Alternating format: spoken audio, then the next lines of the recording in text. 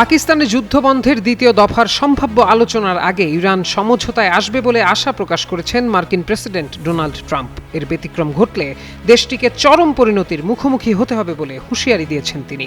সংবাদ মাধ্যম CNN-কে দেয়া এক সাক্ষাৎকারে ট্রাম্প বলেন, ইরান আলোচনায় বসতে যাচ্ছে, আর যদি তা না করে তবে তারা এমন সমস্যার সম্মুখীন হবে যা আগে কখনো দেখেনি। ট্রাম্প আরও বলেন, আশা করা যাচ্ছে তারা একটি সম্মানজনক চুক্তিতে আসবে।